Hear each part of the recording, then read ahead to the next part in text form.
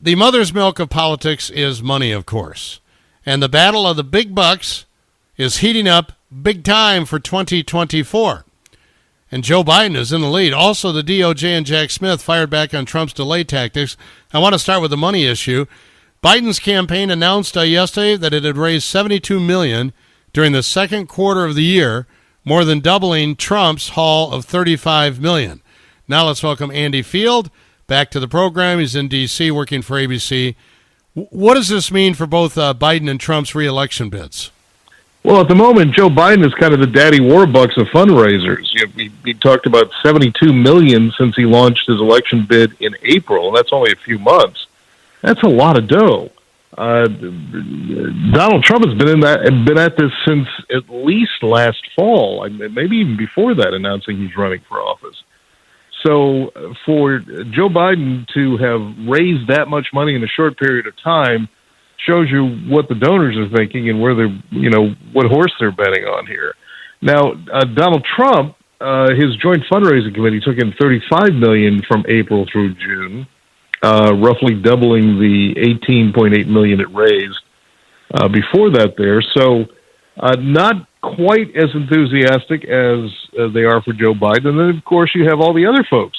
Ron DeSantis, who is not polling particularly well in the Republican primary so far against Donald Trump. He managed to raise $20 million in the first 6 weeks, which doesn't sound like a lot, but, he got a late start on all this here. So there's lots of money out there, and it is expensive to run for the White House. You got Nikki Haley. She's raised $7.3 million. Of course, she's not polling particularly well. Tim Scott, the senator, African-American senator, is raised $6.1 million. I don't know if we have numbers on Chris Christie, but there's another factor in all this, and that is getting in the Republican debates. And you have to have get like 1% support and have raised 40,000 individual donations. It's some really weird calculus for the Republicans in order to make it on the debate stage, but he claims he's done that so far. So there's a lot of interesting numbers floating around out there, but the odd thing for President Biden is he's done virtually no campaigning. You don't see these giant rallies that Donald Trump has. You're not going to either. I think that Biden has a Democratic investor class behind him because they don't have anywhere else to go. And Trump's donors are primarily Trumpians, and they're small number donors.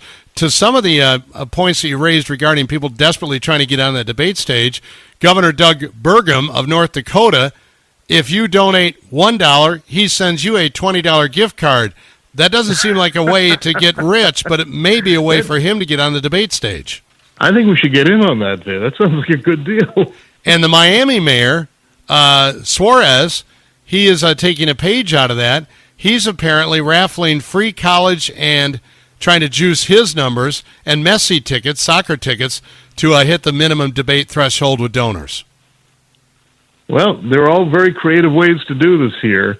And, of course, everyone has to sign a document that says they will support whoever the nominee is for the Republican Party. And, of course, Donald Trump famously did not sign off on that, even though that was a requirement the last time around. So, well, the last time he actually faced debates, which was in 2016.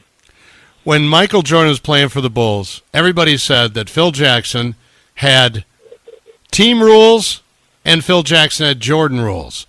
I think the RNC and the Republicans are so scared of Trump's base that they have Republican rules and they have Trumpian rules. Well, the interesting thing about Donald Trump is, and he said this publicly a number of times, is what's the point of him even joining these debates? It's only going to hurt him. It's not going to help him.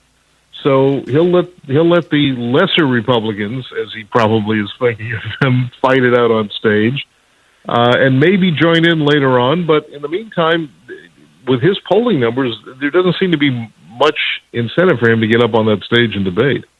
I agree. Andy, have a great weekend. Thanks so much. Look forward to talking to you next week, I'm sure.